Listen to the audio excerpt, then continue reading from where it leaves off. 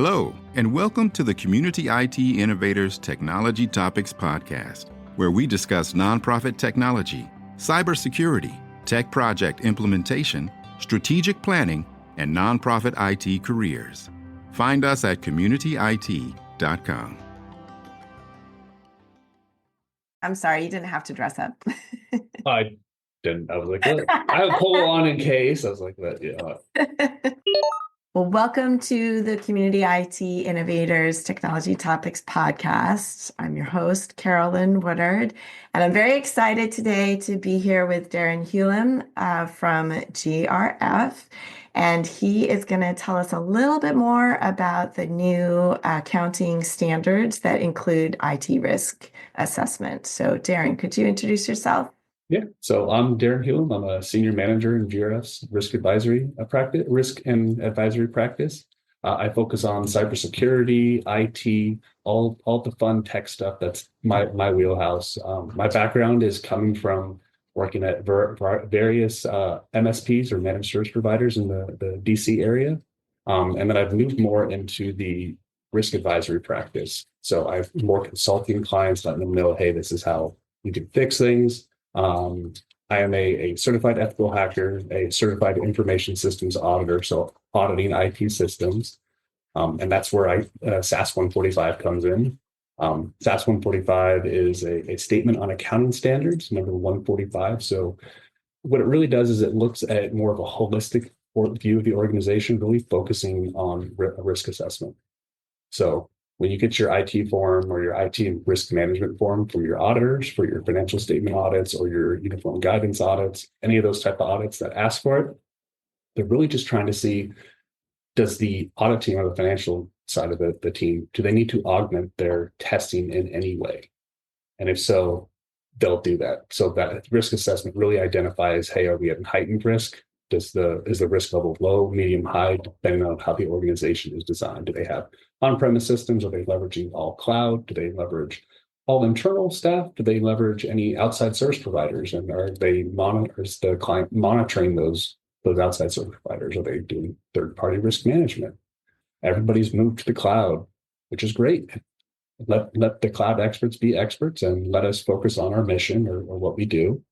But at the same time, we still need to monitor those trusted parties. I mean, how many now malicious actors don't go after, well, they still go after everybody, but why go after one when I can go after one company that supports 50?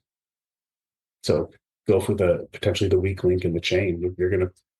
Everybody's going to eventually get looked at. It's just who's protecting everything. And a lot of times people assume that, hey, they're a big third party.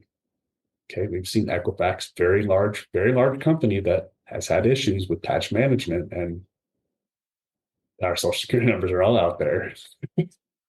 Yeah. No, I think, we often recommend, it's one of our recommendations, is that you need to have that vendor list because you need to know, and, the practice, sometimes the vendor won't tell all of their clients right away. They're trying to fix their problem internally, and then finally you find out.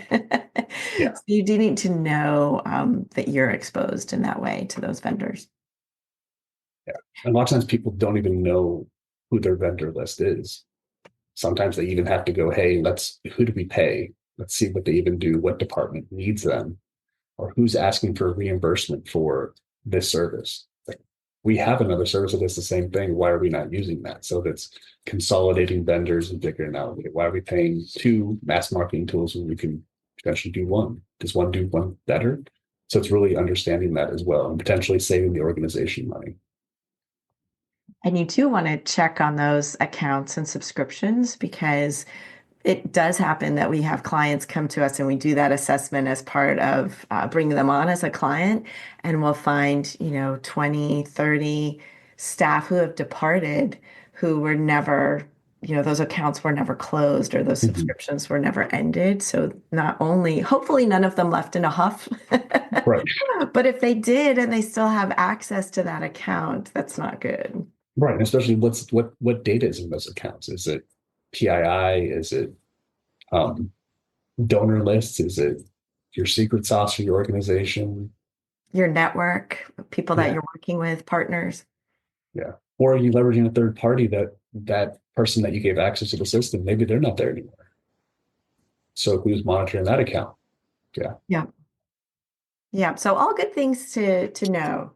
SAS145 or the IT form in general is a risk assessment tool. It's supposed to help the the financial statement auditors if they need to augment their testing in any way. Say, for example, if the client had a breach, or if they have everybody shares one account for the accounting system. And it's like, okay, well, that's not best practice, but so you would see that pop up as an issue. So a lot of times they're like, oh, well, we don't have information security policies or procedures.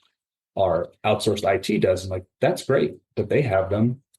There should be ones for the organization. Your outside IT can help, a third party can help, or you can develop them all internally that they should follow, and they can kind of say best practice, we should do this. But unless they're designing one specifically for you, it's a general one that says, hey, we're going to contact our POC at the client. It's not going to be like, we need to bring this system up first in this order if there's a special order, or this is who we need to contact. Most time will be their point of contact, but there should be something designed that says, hey, community IT or any other MSP, he needs to contact John. He's the main person, and let him know what's going on. And maybe it's a cadence of every hour or every 2 hours if it's a ransomware event or something like that. And often we will say, like, and if John isn't available, Right. the next person on the list. Yeah. Yep. Yeah. And our best practices after, talking and hearing people's stories too, is to have that list in a physical copy. Right. Because if it's in the system that's being held ransom, you're not going to be able to call people you need to call. That safe place that has everything is no longer safe, and it's not there anymore. And it's the opposite of what we usually say, right? Don't put it on a sticky note on your laptop, but you need to have and it needs to be updated, right? That's the current list of who the contact tree is. Yeah. So really it is a tool to better understand the risk environment so that auditors can do a better job and find out what security is in place. It's not necessarily new questions. It's more of just do a deeper dive look and see what is actually going on. So we could say in the past, hey, we have an accounting system and we have permissions on there. Everybody has a different account. Okay, that's great. And that's most likely what it was. Now it's looking at, okay, how many admins do you have in your accounting system? Is it one person? Is it everybody? 20 people are admins, that they all have the same thing? And is somebody reviewing what changes are being done? So we're not necessarily going in and testing like in a traditional audit sense, testing, say, okay, everybody has this access and they've had this access for 12 months, or they just turned it off because the audit team came in. We're not doing a deep dive because remember, it's just a risk assessment to see if we need to augment our testing at all. I guess what I'm hearing you say is that it's still a matter of best practices. So the new guidelines aren't always asking for very specific risk assessment, like drilling down into those specifics, but they are asking, do you have these types of protections? Is that fair to say? Yeah, I would say that's fair to say. And then those protections, you have a standard of best practices. I mean, community IT also, we have been saying so far that if you have put our best practices in place, you should be fine with these enhanced audit questions. Right. And some of the ones that we put as best practice are like, we recommend you have cybersecurity insurance.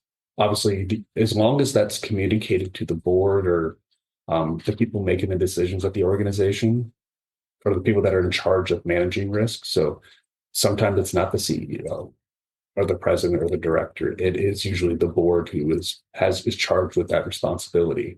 So as long as the board is apprised and knows and makes a decision, hey, we think it's great and we agree with you, or or our risk tolerance is a little higher and we feel like we can't maybe afford it, or whatever the case may be, they can ultimately make the decision. But that's something like the best practice. We're not just going to keep on the management letter comment just to leave something on there.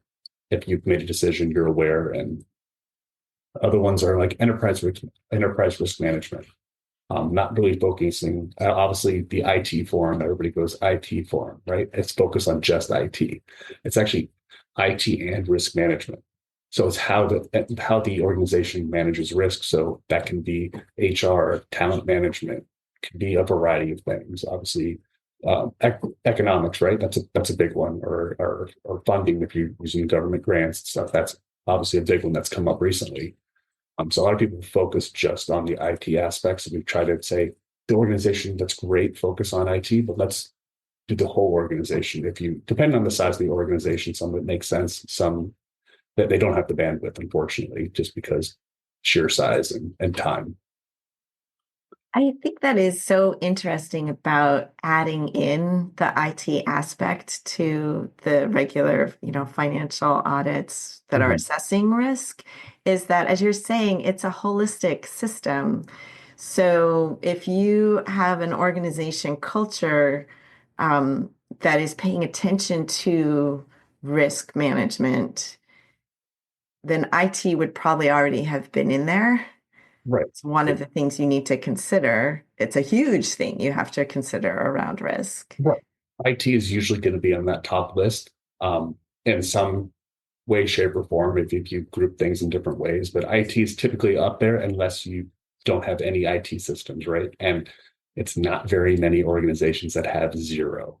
I mean, I could probably think of a handful, but and I'm not saying the IT is like if we were down for a day, like our organization is done. Like we're not um, a cloud provider like AWS or something like that. It's not going to be the end of the world for some organizations. Some it is, but if obviously medical facility, that could be a huge issue because it's a life or death at that point.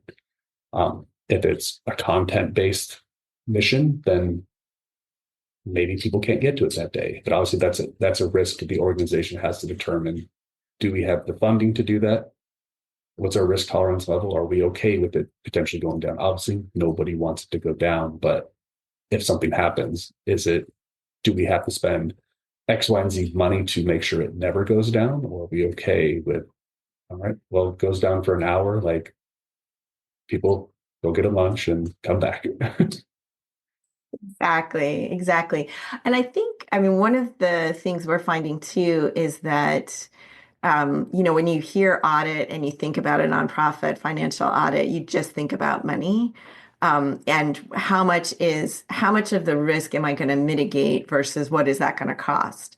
But a lot of the cybersecurity and IT risk mitigation doesn't necessarily have to be super expensive. It just has to be intentional, right? So, like a training program for your staff, that doesn't necessarily have to be super expensive, but it can be just a monumental way to keep those risks down, like phishing emails or that sort of thing, wire fraud.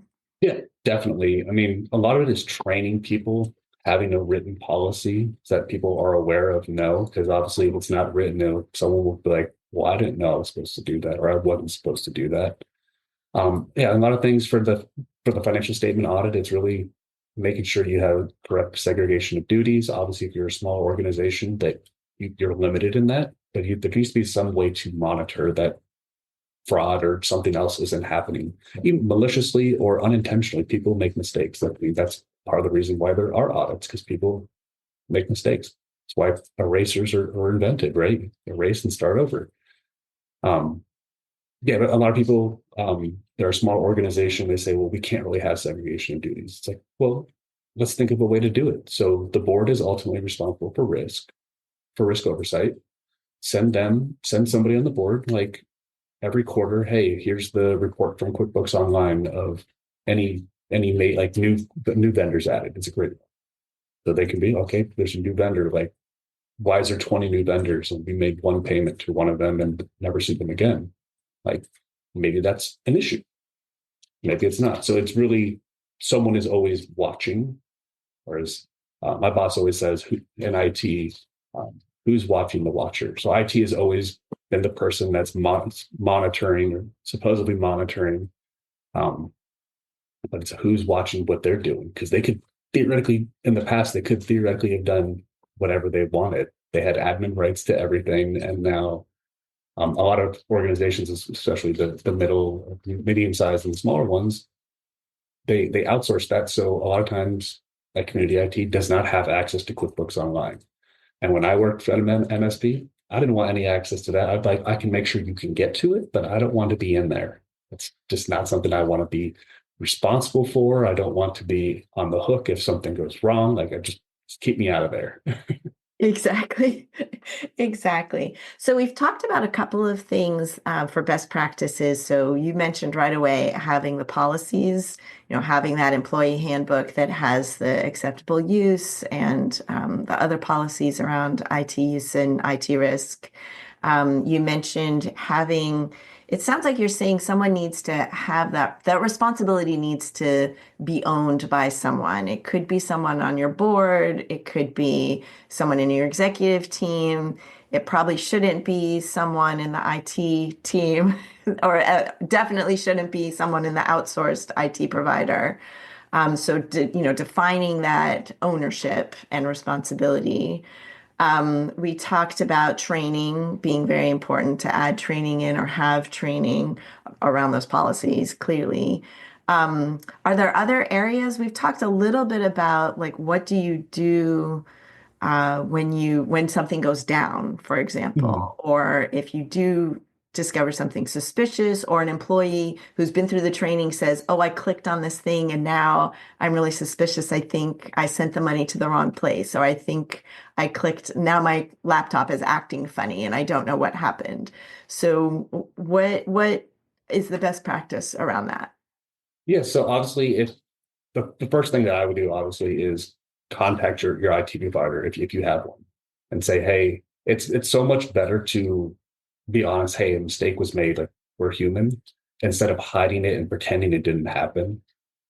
That's almost worse because then it looks like something. Were you trying to hide it on purpose? Like, and organizations should definitely not come out and be like, if you do this, you're fired.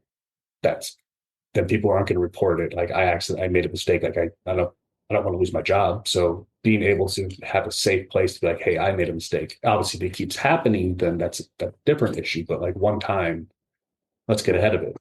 There should be a lot of controls in place so that doesn't happen. And that's part of the reason. You'd be like, I clicked the link, but it still has to go through someone else for a payment to be processed. So having those additional controls in place is definitely a good thing. We definitely recommend organizations have a IT or cybersecurity risk assessment once a year, every other year, something along that cadence. And then based upon any gaps found there, develop a policy or a procedure that says, how are we going to fix or mitigate any issues or any weaknesses? Another thing I know we spoke about access controls and having other people do things and making sure that everything is secure. A lot of people use an outsourced accounting provider. There's tons of them out there, tons of accounting firms that do bookkeeping and tax preparation, things like that. A lot of times we see is in the audits, they say, hey, I use so and so provider and they have access to my QuickBooks or Sage Intacct or whatever accounting system we use, and we have no access into it. Well, who's monitoring what they're doing? Yes, they're a reputable firm out there, but you are ultimately responsible for it. Like, you should be aware of what's going on. So a great example I think is, okay, I go to the bank, I go to like Bank of America or M&T or whoever it is and say, here's my money. And so they're in charge of it. I can't look and see. Like, that would be a problem. Like, oh, they just do everything for me. No, you're going to want to know where your money's going, unless you have like an absorbent amount that like you really don't care. But a lot of us aren't in that position. So Well, I would say even like, especially if you have an exorbitant amount, you should be keeping an eye on it. right, to keep it like that. So we talked a little bit about that phone tree, like what the resources are when you do have any issue. I mean, I know like if you use QuickBooks, they have a lot of resources and tutorials and support for being safe in your money transactions. So that's a resource that you can use. I know if you have insurance, they have, they're usually the first one you're supposed to call if there's something that's really going wrong. I would probably call my managed service provider if I had one before I called the insurance company, just to be like, hey, is this a real incident event that happened? And they go, yeah, unfortunately, then I would say call your insurance provider. Just because depending on who they are, you never know if it's going to potentially raise your rates from being like, oh, what happened? We probably should do an investigation to see. But if you already have someone that can help kind of preliminary, be like, yeah, we really think we should call them. There's probably an issue here. I would definitely leverage that. If you don't have it and you don't have somebody that can kind of do that on staff, then I would definitely recommend contacting your insurance provider and saying, like, we think there's something that happened. What's the next step? What do we do? So obviously you're paying for a service, make sure you're getting the full use of it. And a lot of times those insurance providers add additional services in there, like coaching and training or different things. So always ask them, what else is in this policy? Is there anything that I can do to kind of lower my rate? What would lower my rate? Do I need to have like a risk assessment? A lot of times I've seen, and obviously I'm not an insurance broker or anything like that, but I've seen is they go, do you have like an incident response plan? No? Okay. Well, that may increase a little bit. How secure are you from a public perspective? Like what can a quote unquote hacker see of you? What can OSINT or open source threat intelligence see of you? If that's probably higher, then you're probably I'm saying not necessarily saying you're an easier target, but you have the perception publicly that you are an easier target. Obviously, you could still be targeted if an organization just doesn't believe in your values or whatever the case may be or what you do. Then obviously you may be looked at and targeted from that perspective. Another thing is cyber awareness training. Do your staff know what to look for? Are you at higher risk of having an event where obviously insurance likes to keep the money and not really pay out? So how do you lower that? So I said risk assessment definitely helps build your policy. So it's a pathway, right? So find out what's all the assets we have. Where do we save all our data? What is quote unquote sensitive? And that can be different for every organization. A lot of times I hear people say, oh, we don't have any PII, so we have no sensitive information. Like we don't create credit cards, we don't take social security numbers, none of that. Like, so we don't really have important information. I would say is your donor list is probably really important to you. So as a hacker, if I got your donor list, I would start contacting them and saying, hey, here's our new routing number, here's our new to give us donations, right? That would be a problem, especially if I spoofed your email, made what I send to them and make it look like it came from John's email at X, Y, and Z organization. Here's our new routing number. Send us the money when you make donations. Instead of going to the organization, it goes right to me. I love that you talked about one of the first steps being that assessment. So I know that we do have new clients come to us often and say they want something like super sophisticated, like pen testing or something on the higher end of testing for those risks, cyber risks. And, we're often just ask them, like, what do you have in place now? Like, first you want to know, what do you have in place? Don't want to pay for a really expensive test that's going to tell you are missing some fundamental things. Right. Like just doing an assessment first and working to mitigate the things that come up in the assessment. And then if you still feel that you're in a area, you're at a size, you work in an issue advocacy area where you're under increased risk, maybe you do need that more sophisticated testing, but just start with an assessment. Oh, 100%. Start with an assessment, because if you can do a vulnerability scan that's a fraction of the cost, you can be right away, hey, you have this vulnerability that is rampant in the wild right now. Why pay for a 10 times pen test to tell you the same thing? Okay. I can tell you that this is a vulnerability. Do you want me to get in and like show you, I could have a screenshot of your file? I can tell you, but it's going to cost you a lot less money to kind of have the same result. Not saying pen tests aren't important. They're very important depending on what your organization does and where your data is stored. It's very useful. A lot of people say, I want a pen test. Okay, great. What do you want to do it on? And a lot of times they're like, well, we just want a pen test on everything. That is very expensive. They are very targeted. You say, I want to test this website or this web application, 1, 2, 3. I want all those done. Or I want internally, or I want a lot of people say, I want a phishing simulation. Great. That's a social engineering test. So that can be email, phone, text message. And then a lot of times people say at the same time, well, we use KnowBe4, or we use some other proof points, phishing or awareness campaigns. So we have that covered. Yes and no. So KnowBe4 and the other ones, they're great tools to train your staff and have templated things and everything are great to send out. At the same time, a user clicks it and it's more, I feel like it's more of a game to them. They're like, oh, I clicked it and it just says, hey, you failed. IT is going to be in contact with you. And that's it. They're like, okay, well, I'll just, every single time that's what's going to happen. It's just, we find out right away and that's it.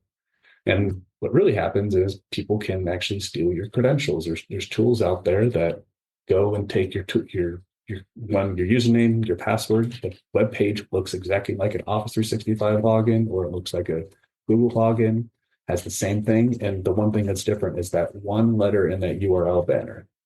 So a lot of times when I do pen testing, I'll say, okay, I'll change one letter. So if you have an I or an L in there, I'll put a tilde on top of it. And unless you're really looking, you're like, that looks like my organization. You switch up one of those letters with acrylic kind of letter and it's game over.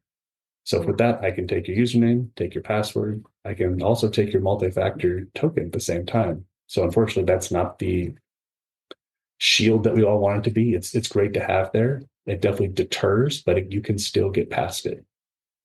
Trick a user to clicking that link, putting their credentials in, because I sent you a Google invite to share a document. That's what I found out your organization uses. Do that. Say I sent this new invoice or new product offering or new grant that we got. You click it, username, password, because you need to do that to get into the file. And then you're like, oh, well, I got my MFA token just popped up on my phone. Let's approve that. And at the same time, I've taken all that information and now I'm in.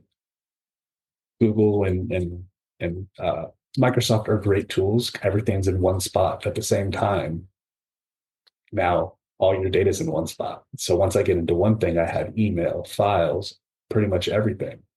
I'm not saying don't use it. I use them, but you just have to be very careful about what you're clicking and does it make sense? Was I expecting this email? When it's too good to be true, it typically is too good to be true. Yeah, for sure. I really thank you so much, Darren, for your time today. I feel so much smarter about SAS145, and just thank you so much for sharing your expertise with us and our audience. You're welcome. Thank you. Thanks for having me. Happy to come back anytime. Community IT does these free webinars and podcasts for our community, and we love sharing our knowledge and experience. If you have more questions or are having trouble with your IT at your nonprofit, please get in touch with us on our website, www.communityit.com, so we can start a conversation or schedule an assessment. Downloading any of our free resources there will get you signed up for our webinar reminders, and you can attend our next webinar in real time and ask our experts your own questions. If you love podcasts, please subscribe and leave us a rating to help others find this leadership resource for nonprofits.